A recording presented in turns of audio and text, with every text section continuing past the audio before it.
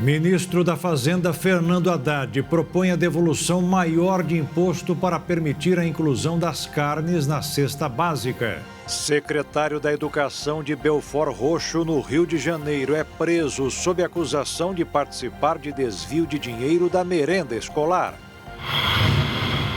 Projeto do governo para renegociar dívidas dos estados prevê o congelamento de valores sem cobrança de juros. Indústria de bicicletas ainda luta para recuperar o fôlego perdido no tempo da pandemia. Polícia Militar de São Paulo investiga vídeo em que policiais aparecem cantando música que exalta o massacre do Carandiru.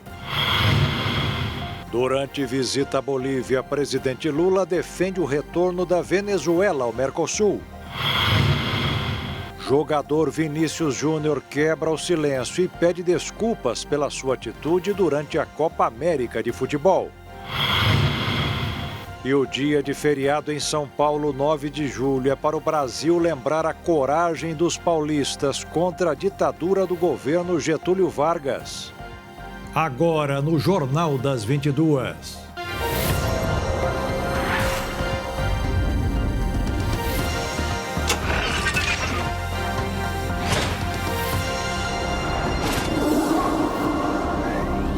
Olá, boa noite. Uma operação da Polícia Federal desmantelou um esquema de 6 milhões de reais em fraudes ao Programa Nacional de Alimentação Escolar. Até o secretário da Educação de Belford Roxo, no Rio de Janeiro, foi preso, acusado de desviar dinheiro da merenda escolar.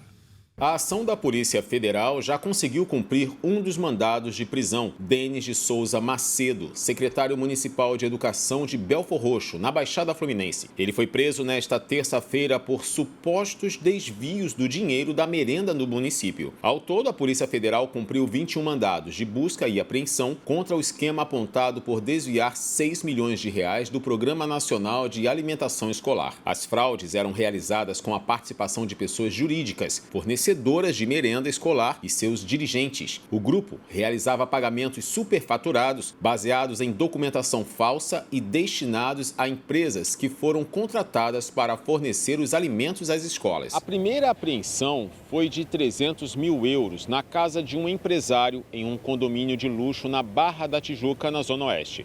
A segunda foi de 360 mil reais, também em cédulas, na residência de um servidor da Secretaria Municipal de Educação, em Nova Iguaçu, também na Baixada. Os investigados poderão responder pelos crimes de documento falso, peculato, corrupção passiva e ativa, fraude à licitação e lavagem de dinheiro. Em nota, a Prefeitura de Belford Roxo informou que não teve acesso aos autos do processo, mas confia na atuação da Justiça. Disse ainda que a administração preza pela transparência. A segunda fase da Operação Rota do Rio cumpre em 5 estados 26 mandados de prisão contra integrantes de uma facção criminosa que realizava a lavagem de dinheiro do tráfico de drogas. Os mandados foram cumpridos nos estados do Amazonas, Paraná, Santa Catarina e São Paulo, além do Rio de Janeiro, e recebeu apoio de agentes dos estados. O objetivo da operação é desarticular e enfraquecer financeiramente a organização criminosa. As investigações deram origem depois que a quadrilha começou a realizar transações bancárias entre 2017 e 2022. As transferências de valores levantaram suspeitas e revelaram uma estrutura criminosa que praticava lavagem de dinheiro proveniente do tráfico de drogas. Os integrantes da facção realizavam depósitos bancários em contas de pessoas jurídicas para ocultar a origem ilícita dos valores. As contas bancárias pertenciam a pessoas localizadas em regiões de fronteira, principalmente do Amazonas. Uma empresa de segurança descobriu que os golpes financeiros via internet têm dia e hora certos, ou melhor, preferidos. Hoje, de cada 10 brasileiros, nada menos do que 4 já perderam dinheiro no ambiente virtual. De acordo com a Serasa, 4 em cada 10 brasileiros sofreram golpes financeiros neste ano. Das pessoas que foram vítimas, 57% tiveram perda média de R$ 2.288. As fraudes mais comuns foram em cartão de crédito, pagamento de boleto ou Pix falsos e comunicação fraudulenta. Em 2023, terça e sábado de madrugada eram os dias preferidos dos fraudadores. Este ano, a preferência dos golpistas mudou para segunda-feira de madrugada e terça-feira à noite. No Brasil, 8 em cada 10 transações bancárias são feitas por meio de aplicativos de banco em celular, internet banking ou aplicativo de mensagens como o WhatsApp. Segundo pesquisas, o brasileiro tem mais medo de ter o celular roubado do que sua carteira. Hoje, o foco de segurança é na esfera de dispositivos celulares. Algumas boas práticas de proteção para a população são incentivadas para aumentar a segurança, como desconfiar de qualquer ligação que peça informações pessoais ou bancárias, verificar a autenticidade de mensagens e ligações, seja por WhatsApp, e-mail ou redes sociais, que prometam grandes negócios ou tenham caráter de urgência. Erros ortográficos ou endereços diferentes dos canais oficiais são indicativos comuns de fraude. Para se prevenir do risco de ser clonado na internet, é recomendado restringir a circulação de imagens e áudios de si. Uma opção é tornar a conta privada e limitar a visualização de posts a amigos. Outra dica é evitar publicar informações sensíveis. É importante ativar a autenticação de 2 fatores no WhatsApp e optar por fazer o máximo de transações de casa, de preferência conectado ao Wi-Fi do domicílio. Além disso, comunique-se com o banco apenas via canais oficiais. A falta de estrutura de fiscalização prejudica o trabalho dos agentes de segurança no combate à troca de máquinas agrícolas por drogas. Um esquema que gera lucros gigantescos aos traficantes e prejuízos aos agricultores. Este é o tema da segunda reportagem da série especial Ouro Verde do Tráfico.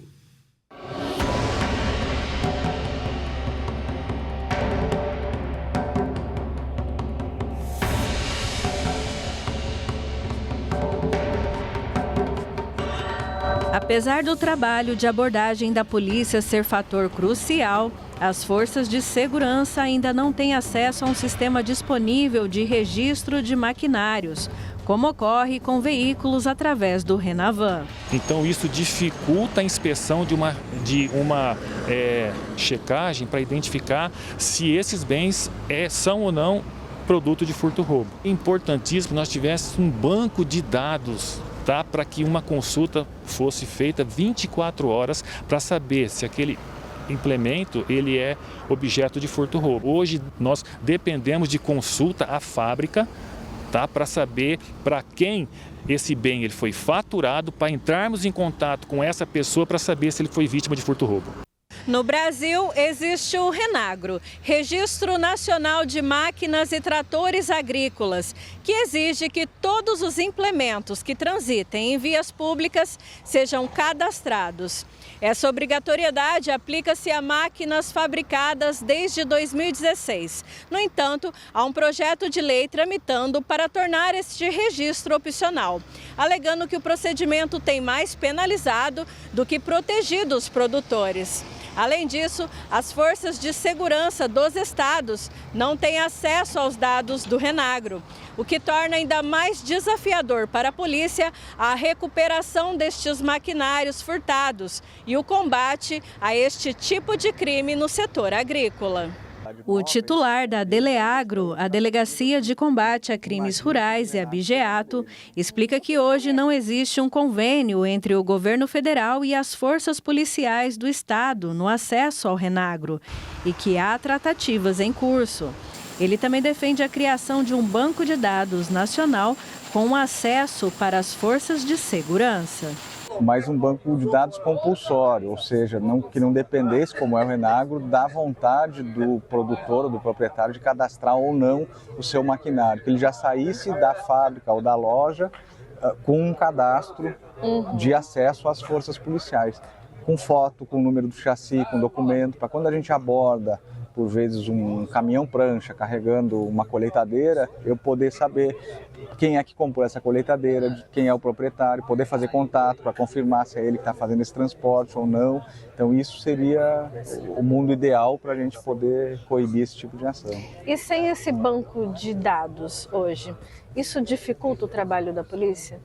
Dificulta, sem dúvida dificulta, porque por vezes a gente pode acontecer, inclusive de estar com o equipamento abordado, às vezes com uma nota falsa, com uma situação peculiar ou muito bem organizada, que vai demandar muito mais expertise, mais investigação para se comprovar que aquilo ali se trata de um produto de furto ou não. Até 2022, existiam 85 mil máquinas cadastradas no Renagro, num universo de 1.600.000 que deveriam estar no sistema. Processos burocráticos e demorados, além do desconhecimento dos ruralistas em como utilizar o sistema, têm sido apontados como motivos para a falta de adesão. Na teoria funciona bem, só que na prática, o que o agricultor tem medo é que isso se torne mais um imposto, mais um ônus. Só para você ter ideia, quando um produtor, e aqui em Dourados, na nossa região, são pequenas propriedades, então tem produtor que arrenda algumas terras vizinhas e tal. Então, às vezes, a pessoa vai lá, o produtor vai lá, pega o trator e leva a colhedeira de uma propriedade para outra, para colher. É perto, dá 10 quilômetros, 15 quilômetros. Ou um trator, uma plantadeira. Se chega o fiscal e não tiver uma nota fiscal de transporte, mesmo que seja para o mesmo dono, vem uma multa gigantesca. Então o medo do agricultor é isso, é que se surja mais um imposto, né? E o policiamento, que é o que falta, que a gente acha que falta, é mais gente lá no campo, mais gente, mais um banco de dados de propriedades e tal, que é o que precisa mesmo, que está começando a implementar agora com a patrulha rural, é isso que eu acho que é o caminho. A Comissão de Direitos Agrários da OAB, Ordem dos Advogados do Brasil, tem discutido a problemática que envolve o sistema, como o fato do banco de dados não estar disponível no dia a dia das forças policiais que atuam na repressão desse tipo de crime. O Renagro, por causa dessa obrigatoriedade, ele precisa ter alguns passos, né, alguns procedimentos burocráticos para poder averiguar se realmente aquela máquina ela é de propriedade daquele que a apresenta. Então, para os equipamentos usados, ele é necessário um prévio cadastro do proprietário num aplicativo do governo chamado Ideagro e daí ele junta todos os documentos desse equipamento e apresenta numa agência autorizada daquele fabricante, daquela marca. E daí a agência vai fazer a conclusão desse processo de inclusão desse equipamento no Renagro. Então precisa haver essa checagem, se realmente é aquele equipamento, checar chassis, todas essas questões de segurança, para poder inserir esse equipamento no Renagro. Então isso daí traz uma dificuldade desse produtor rural, que tem que deslocar, às vezes, esse equipamento para a cidade para poder fazer essa checagem, ou então pegar uma pessoa dessa daí para fazer essa checagem lá na propriedade dele, na fazenda. Então, isso daí tem dificultado um pouco essa inclusão no Renagro. Isso daí só é facilitado para os equipamentos novos que a própria agência, ali, o próprio vendedor, ele já faz essa inclusão no próprio momento da compra pelo produtor.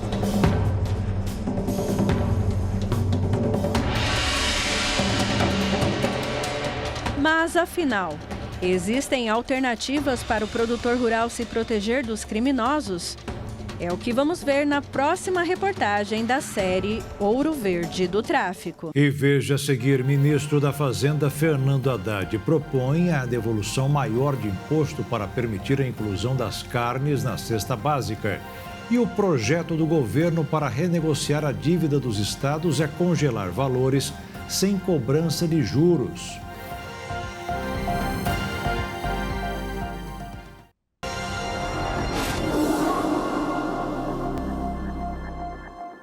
O presidente do Senado, Rodrigo Pacheco, do PSD de Minas Gerais, apresentou nesta terça-feira um projeto de lei para tentar resolver a dívida dos estados com a União, com um parcelamento por 30 anos. O texto deve tramitar no Senado sob a relatoria de Davi Alcolumbre, presidente da CCJ. Atualmente, essas dívidas são corrigidas pela inflação, mais 4% ao ano ou pela taxa Selic, hoje em 10,5%. O governo estima que os débitos somam mais de 700 bilhões de reais. A maior parte desse valor se refere às dívidas de 4 estados: Goiás, Minas Gerais, Rio de Janeiro e Rio Grande do Sul.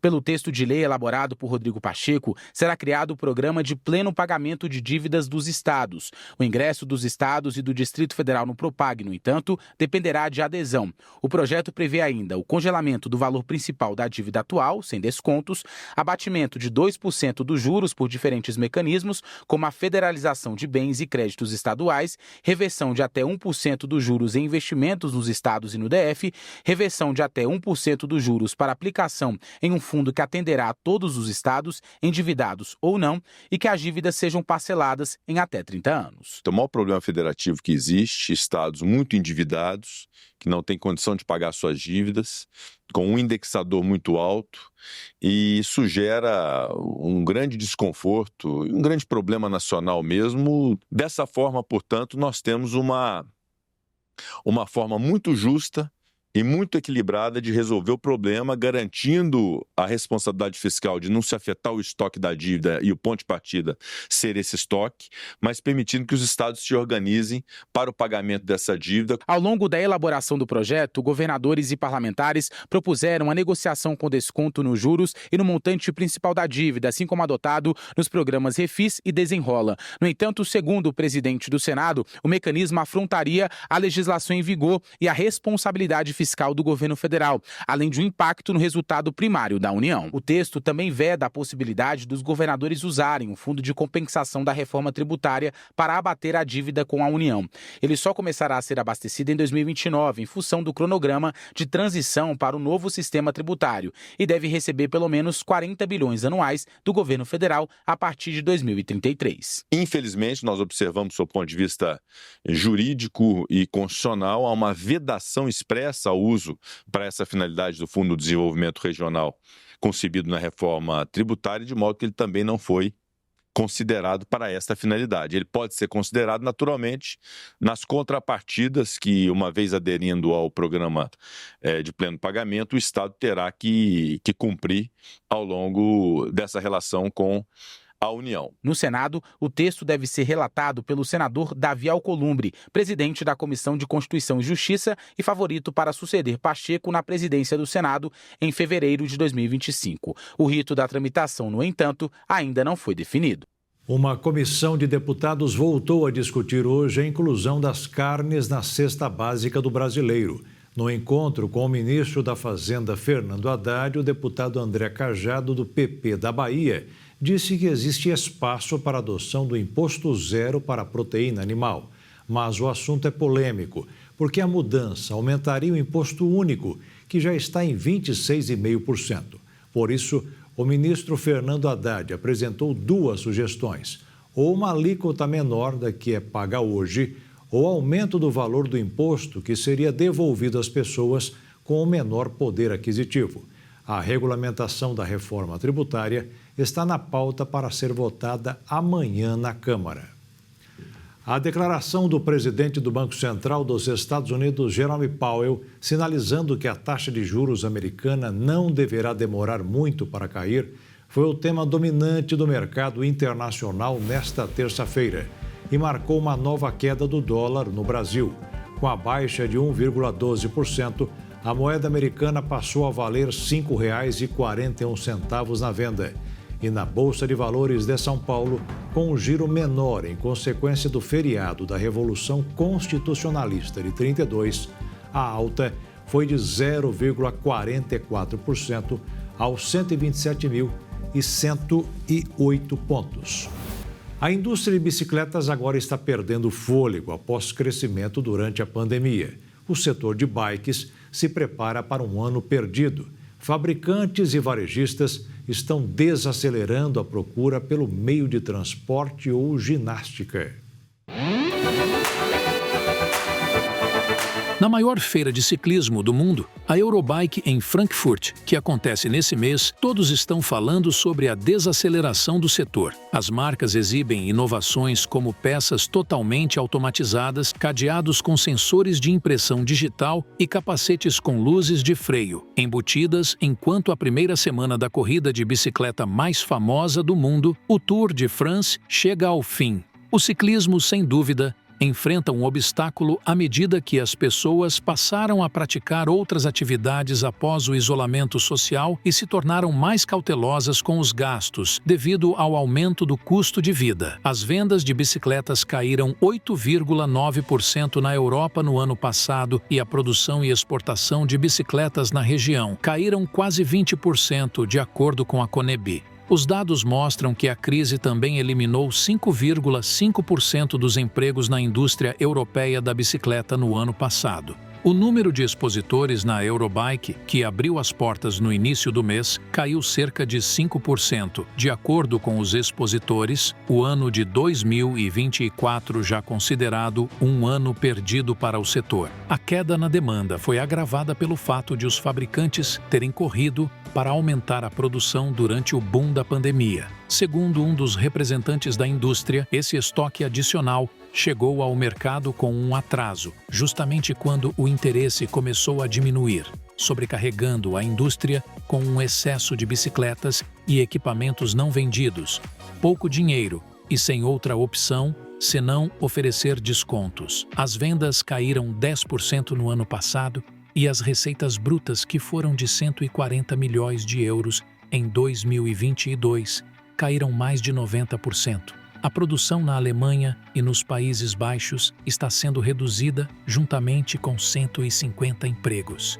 E as empresas estão em negociações com credores para reestruturar as dívidas. E no Brasil, a crise no setor não é tão diferente. E o faturamento das editoras caiu 43% em termos reais desde 2006. A série histórica da pesquisa, produção e vendas do setor editorial brasileiro apontou ainda a queda acumulada do faturamento das vendas ao mercado editorial de 20%. As pesquisas foram coordenadas pela Câmara Brasileira do Livro e pelo Sindicato Nacional dos Editores de Livros. No ano passado, as editoras registraram 4 bilhões de faturamento nas vendas ao mercado, uma queda de 5% no faturamento em comparação com 2022, consideradas apenas as vendas das editoras ao mercado. Já em relação ao conteúdo digital, o crescimento real no faturamento das vendas das editoras foi de 158% nos últimos 5 anos. Em 2023, o faturamento das editoras com conteúdos digitais foi de mais de 30% em relação ao ano anterior. O estudo considera o desempenho real das editoras nos últimos 18 anos em 4 subsetores: obras gerais, didáticos, religiosos e científicos, técnicos e profissionais. O presidente do Sindicato Nacional dos Editores de Livros, Dante Cid, se mostrou preocupado com os números e disse que os dados são preocupantes para o mercado editorial brasileiro e considera um reflexo da redução no número de leitores, aliada à falta de políticas públicas para incentivo à leitura, que tem afetado diretamente o setor. A Câmara dos Deputados aprovou hoje a lei que cria o novo ensino médio. Falta a assinatura do presidente Lula para as mudanças serem implantadas já no ano que vem. Para o ensino médio regular, a carga horária mínima será de 2.400 horas para os 3 anos, além de 600 horas de matérias optativas, totalizando 3.000 horas. Para o ensino médio técnico, será possível escolher entre 600 e 1.200 horas de aulas técnicas e o restante de disciplinas tradicionais, com um total de 3.000 horas. O texto já havia sido aprovado pela Câmara em março, mas foi alterado no Senado, o que obrigou o projeto a passar por uma nova análise dos deputados. De acordo com a lei, os estados manterão, na sede de cada um de seus municípios, pelo menos uma escola de sua rede pública com oferta de ensino médio regular no período noturno. Isso quando houver demanda manifesta e comprovada para a matrícula de alunos nesse turno, na forma da regulamentação a ser estabelecida pelo respectivo sistema de ensino. Foram rejeitadas algumas alterações, como a que tornava obrigatório o ensino de espanhol. A disciplina será optativa. E veja a seguir. Durante visita à Bolívia, presidente Lula defende o retorno da Venezuela ao Mercosul. E a Polícia Militar de São Paulo investiga vídeo em que policiais aparecem cantando música que exalta o massacre do Carandiru.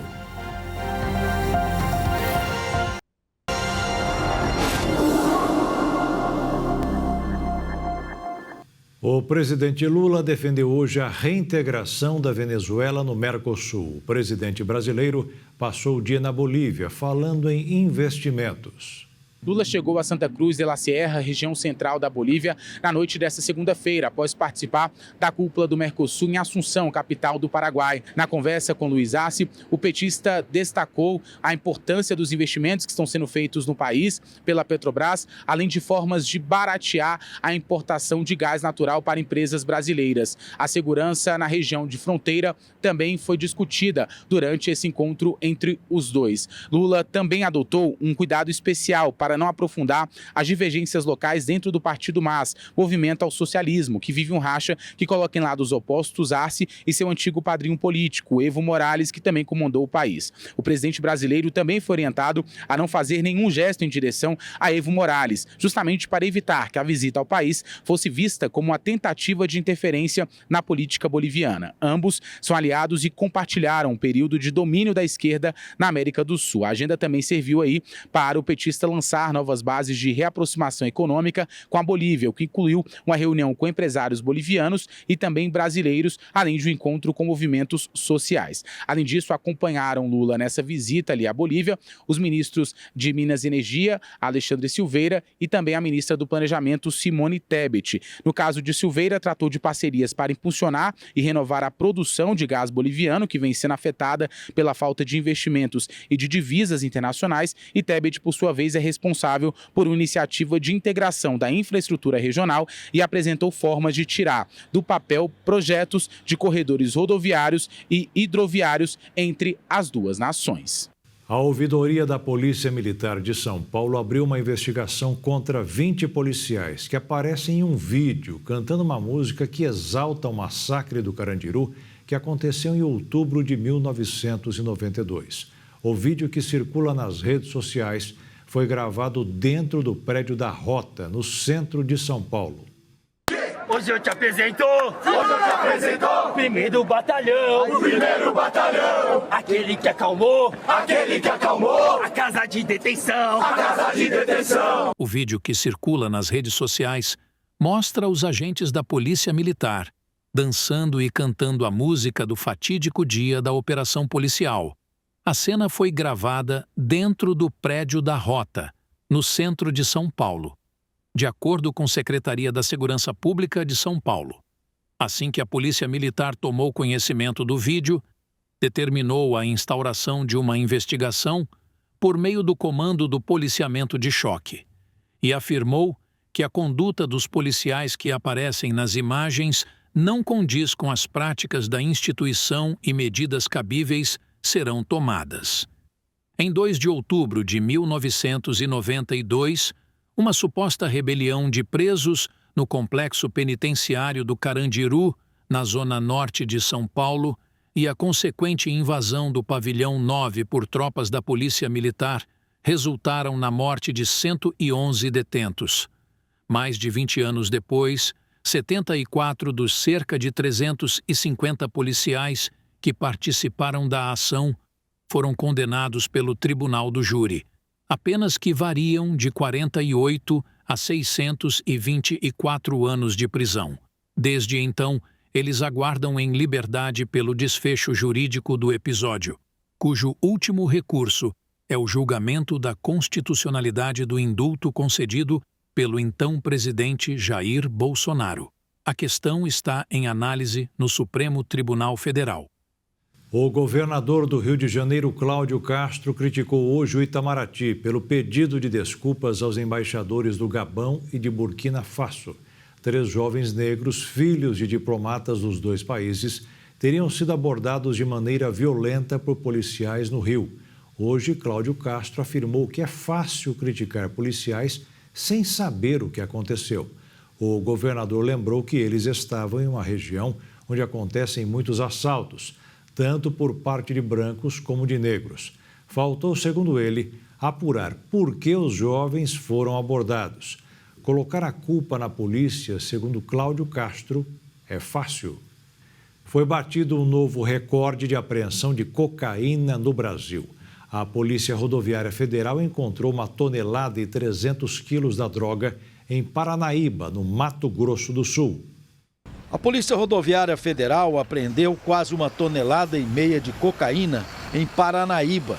É a maior quantidade em uma única apreensão em 2024 no Brasil. O recorde anterior era de uma operação em Picos, no Piauí, em maio, com cerca de 800 quilos da droga. A ação ocorreu na rodovia BR-158, quando a equipe deu ordem de parada ao motorista deste caminhão frigorífico. Durante a fiscalização no compartimento de carga, os agentes localizaram 41 fardos com a droga, escondidos em meio a caixas com peças refrigeradas de carne bovina. Além dos 1.375 quilos de cocaína, foram encontrados outros 173 quilos de maconha. O motorista informou ter recebido o material em Rondônia e que o destino final era o estado de São Paulo. Ele foi detido junto com a droga e encaminhado para a delegacia da Polícia Federal de Três Lagoas. Em 2023, a PRF no Mato Grosso do Sul também havia registrado outro marco no município de Sidrolândia, quando os policiais apreenderam 1.800 quilos de cocaína, a maior apreensão da história do órgão. O presidente do Senado, Rodrigo Pacheco, defendeu a regulamentação da inteligência artificial no país. Segundo Pacheco, a inteligência artificial só não é mais perigosa que a burrice humana. Projeto que regulamenta a inteligência artificial no Brasil está previsto para ter início no dia 18 de julho. De acordo com Pacheco, a inteligência artificial é algo sensível, que precisa ser regulado. Erro, achar que não deve ter tutela legislativa sobre o tema. Assim como um erro achar que não é preciso ter tutela legislativa sobre as redes sociais e outras plataformas digitais. Em uma entrevista para o site Metrópolis, o presidente do Congresso Nacional, senador Rodrigo Pacheco, do Partido Social Democrático de Minas Gerais, defende que a regulamentação seja votada antes do recesso parlamentar. Projeto também que é de minha autoria, que está sob a relatoria do senador Eduardo Gomes, que deve também ser votado antes do recesso, que é o projeto de lei que regula a inteligência artificial no Brasil, que é algo também que as empresas, que os setores têm que ter muita atenção, porque a inteligência artificial só não é mais perigosa que a burrice humana, né? Então, a inteligência artificial é algo muito sensível, que precisa ser regulado. É um erro achar que não deve ter tutela legislativa em relação a esse tema. O texto deve ser analisado na Comissão Especial do Senado sobre o tema e prevê a remuneração por direitos autorais. Ponto reforçado pelo parlamentar em meio à pressão das Big Techs. Entre as emendas acatadas, há uma que possibilita a chamada mineração de dados, caso isso seja feito para combater crimes. Esse processo ocorre quando larga quantidade de dados é coletada de forma automatizada para o desenvolvimento de ferramentas de inteligência artificial. O novo texto também atenuou exigências para as empresas que usam a tecnologia. Pela versão anterior, era exigido um prazo de 10 anos para que fossem guardados documentos técnicos relevantes, que devem estar disponíveis à autoridade competente. Com a nova versão, a exigência caiu pela metade e passou a ser de 5 anos. O relator do texto, o senador Eduardo Gomes, promoveu algumas mudanças que flexibilizam o uso da tecnologia, o que tornam menos rígida a regulação do projeto de lei que está na sua reta final da tramitação. Os casos de coqueluche aumentaram no Brasil e no mundo no primeiro semestre deste ano. A doença tem gerado preocupação e acende um alerta para as Olimpíadas de Paris. A coqueluche, também conhecida como tosse comprida, é uma doença respiratória causada por bactéria, que pode começar como um resfriado e evoluir para crises de tosse intensa, podendo levar até a morte. 17 países da União Europeia registraram mais de 30 mil casos apenas entre janeiro e março deste ano, enquanto no ano passado esse número foi pouco mais de 25 mil casos durante o ano inteiro. Na China, 13 pessoas morreram por causa da doença. Já na França, país sede das Olimpíadas, o número praticamente dobrou para 3 mil casos de abril para maio deste ano, de acordo com a Agência de Saúde francesa. Uma situação semelhante poderá ocorrer no Brasil, segundo alertou o Ministério da Saúde. Neste ano foram registrados 115 casos da doença somente no primeiro semestre. Já no estado de São Paulo, foram confirmados quase 200 casos até junho desse ano. A queda na cobertura vacinal é a principal razão para o aumento da doença. A coqueluche atinge principalmente bebês e crianças. O Ministério da Saúde disponibiliza a vacina pentavalente, que é indicada no primeiro ano de vida do bebê em um esquema vacinal de 3 doses. Em seguida, é preciso administrar as doses de reforço aos 15 meses e aos 4 anos de idade. A imunização dura em média 10 anos, por isso é recomendado que adolescentes e adultos se vacinem a cada década, o que não está previsto no sistema público. No ano passado, a cobertura da vacina ficou em torno de 85% abaixo dos 95%, que é a meta anual para este tipo de imunização, segundo o Ministério da Saúde. Pesquisas revelaram que o barulho do trânsito afeta a saúde, aprendizado e cognição das crianças. A poluição sonora é um problema global cada vez maior à medida que a população aumenta. O estudo mostrou que o barulho do trânsito a que crianças do ensino fundamental estavam expostas em Barcelona prejudicou sua memória de trabalho e a capacidade de atenção, incluindo a resolução de problemas. O barulho indesejado na sala de aula pode fazer com que a criança apresente uma série de respostas negativas, como a desmotivação pelo aprendizado, baixa motivação para aprender devido à falta de controle em seu ambiente e a atenção prejudicada. Um estudo da Universidade de Londres, que analisou o impacto do barulho nas salas de aula, descobriu que crianças entre 5 e 11 anos de idade são especialmente vulneráveis ao ruído se tiverem menor atenção seletiva, que é a capacidade de manter a concentração e bloquear distração indesejada. A poluição sonora é muitas vezes pior nas áreas mais pobres. E, de acordo com a pesquisa, a associação entre ruído e estresse pode ter consequências para toda a vida. De acordo com a pesquisa, se o indivíduo se sente constantemente estimulado pelo som, isso pode aumentar a resposta do cortisol relacionada ao estresse e, com o tempo, pode ter efeitos prejudiciais à saúde física e mental desde a infância até a vida adulta. Outra pesquisa americana revelou que os alunos que estavam submetidos a barulhos durante o período de aula apresentavam um desempenho inferior nos testes de leitura em relação aos que se sentavam no lado silencioso do prédio. O estudo revelou ainda que a exposição contínua ao ruído a longo prazo pode interferir no sistema nervoso central, aumentando a chance de desenvolver doenças cardíacas, derrames, demência e declínio cognitivo.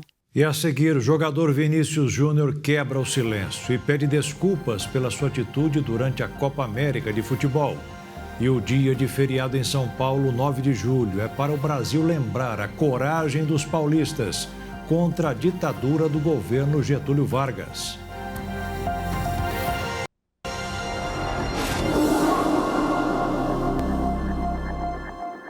E no interior do Pará, uma escola pública ganhou reconhecimento internacional ao concorrer entre as 10 melhores do prêmio Melhores Escolas do Mundo, na categoria Ação Ambiental. A ideia do projeto Semente de Ipê Amarelo começou quando os alunos da escola Professora Maria das Graças Escócio Cerqueira, em Itaituba, às margens do rio Tapajós, doaram sementes de ipês, colhidas das 4 árvores que ficam no terreno da instituição. Fundada há 20 anos, a escola busca educar os alunos como guardiões ambientais da Amazônia. Professores, alunos e colaboradores também participam do projeto. Eles se desafiam a encontrar soluções práticas para combater o desmatamento e envolver as comunidades. A iniciativa aumentou as espécies de vegetais cultivadas, como açaí, buriti e jatobá, e ganhou mais pessoas colocando a mão na massa. Todos receberam orientações sobre como preparar o solo, cavar buracos, além de terem a chance de jogar as sementes no meio ambiente para germinarem. Ao todo, 280 mudas foram plantadas na região pelos Guardiões da Amazônia. O município de Itaituba já esteve na lista das cidades que mais desmataram na Amazônia Legal. Em 2023, o governador do Pará, Helder Barbalho, assinou o decreto de emergência ambiental para o reforço da segurança em 15 municípios, onde tem o garimpo e desmatamento ilegal, incluindo Itaituba. Nos levantamentos mais recentes, as cidades que integram o decreto apresentaram queda no alerta de desmatamento de 66% entre agosto do ano passado e fevereiro deste ano. O projeto virou artigo científico apresentado no Instituto Federal do Pará e recebeu menção honrosa. O resultado da votação para decidir os campeões será em novembro deste ano.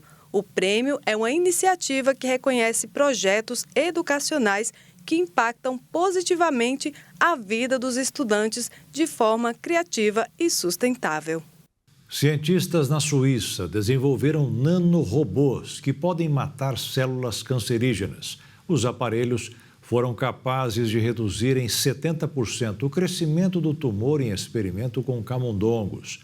O estudo foi publicado na revista Nature. Vivemos atualmente uma corrida tecnológica diante do rápido desenvolvimento de nanorobô aplicados à medicina. Os avanços na tecnologia têm proporcionado inovações significativas em diversas áreas. Uma dessas inovações é o desenvolvimento de nanorobôs que podem ser guiados pelo corpo humano de forma totalmente sem fio. Essa tecnologia tem o potencial de revolucionar o tratamento de várias doenças, incluindo o câncer. Pesquisadores do Instituto Karolinska, na Suécia, desenvolveram robôs em nanoestruturas capazes de mirar e matar células cancerígenas e reduzir o crescimento de tumores. Eles testaram a ação do pequeno robô em camundongos com câncer de mama. Segundo o estudo, a ferramenta reduziu em 70% o crescimento do tumor em comparação com roedores que receberam uma versão inativa do nanorobô. A técnica de construir estruturas em nanoescala, usando DNA, é chamada de origami de DNA e é alvo de pesquisas da equipe há anos.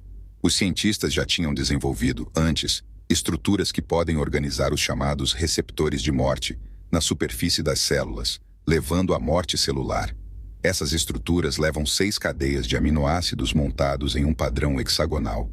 O próximo passo dos pesquisadores é investigar se é possível tornar o nanorobô mais direcionado, colocando proteínas ou peptídeos em sua superfície que se ligam especificamente a certos tipos de câncer. Também será necessário descobrir quais os possíveis efeitos colaterais antes de ser testado em humanos. A chegada do inverno geralmente é acompanhada pela preguiça, mas como nas baixas temperaturas o corpo queima mais calorias, os exercícios físicos cansam menos e ficam mais agradáveis. Só é preciso tomar alguns cuidados. No inverno, ter a motivação para sair de casa e praticar exercícios físicos pode ser um desafio e tanto. Afinal, com o tempo frio, a cama e as cobertas se tornam ainda mais atrativas. Porém, as baixas temperaturas podem ser aliadas na prática de esportes. Segundo os especialistas, as atividades ao ar livre, como correr, caminhar ou fazer trilhas, são recomendadas, já que podem ser mais agradáveis do que no calor. Além disso, o ar frio pode ajudar a refrescar e manter a temperatura corporal estável durante o exercício. As atividades físicas nesse período pode ser uma boa estratégia para quem quer emagrecer. Nessa condição, o corpo trabalha mais para se manter aquecido, o que pode aumentar o gasto calórico. A prática de exercício ao ar livre em temperaturas mais baixas podem ser agradáveis, aumentando a produção de endorfinas, substâncias químicas que melhoram o humor e reduzem o estresse. Mas é preciso ter alguns cuidados, pois o risco de lesão também pode aumentar durante esse período. O frio pode levar os músculos a se contraírem mais, tornando-os menos flexíveis e mais propensos a distensões e rupturas. O cuidado com a chuva também deve ser redobrado para não correr o risco de queda e lesões, e com menos sol pode dificultar a visibilidade, aumentando assim o risco de acidentes. Mas os especialistas garantem que, apesar dos desafios, fazer exercícios no frio pode sim ser vantajoso. Agora é só colocar um tênis, vestir um casaco e encarar o vento gelado. O camisa 7 da seleção brasileira, Vinícius Júnior, quebrou o silêncio após a amarga eliminação da seleção na Copa América. O atacante, que estava suspenso, se sentiu culpado por sua ausência no duelo com os uruguaios, que tirou o Brasil da competição nas cobranças de pênaltis. O atacante Vinícius Júnior quebrou o silêncio após a eliminação da seleção brasileira na Copa América e comentou sobre a inesperada queda na fase de quartas de final do torneio de seleções na disputa de pênaltis para o Uruguai. Em suas redes sociais, lamentou: fim de Copa América e hora de refletir, saber lidar com a derrota. O sentimento de frustração toma conta outra vez, novamente nos pênaltis. Falhei ao tomar 2 cartões evitáveis. Novamente assisti à eliminação do lado de fora, mas dessa vez foi por minha culpa. Peço desculpas por isso. Em meio às lamentações de ficar pelo caminho na busca por um título com a camisa amarela, o jogador disse estar ciente das suas responsabilidades como um dos principais nomes do elenco e afirmou que o episódio serviu como aprendizado. O jogador, que foi revelado pelo Flamengo, encerrou sua mensagem com um tom de otimismo e esperança em relação ao futuro da seleção brasileira. Minha trajetória na seleção, felizmente, está só começando. Ao lado dos meus companheiros, terei a chance de recolocar nossa seleção no lugar que merece. Em letras maiúsculas, ele enfatizou a volta por cima do time nacional. Nós voltaremos ao topo. E hoje, 9 de julho, é o dia da Revolução Constitucionalista de 1932. Uma data que marcou a revolta de São Paulo contra a ditadura Getúlio Vargas.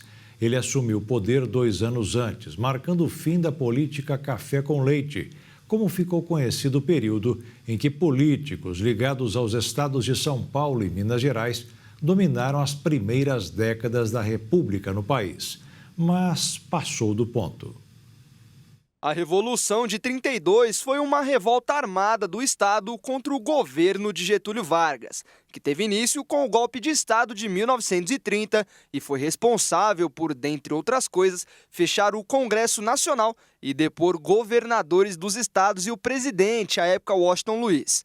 Em 1930, o militar gaúcho Getúlio Vargas havia assumido o poder e marcou seu governo com o fim da política café com leite, como ficou conhecido o período em que políticos ligados aos estados de São Paulo e Minas Gerais dominaram nas primeiras décadas a República do país. Para governar São Paulo foi composto um secretariado encabeçado por José Maria, que acabou deixando o cargo 40 dias depois. Assumiu como interventor o delegado militar do governo João Alberto Lins de Barros, o que gerou uma grande insatisfação no estado de São Paulo.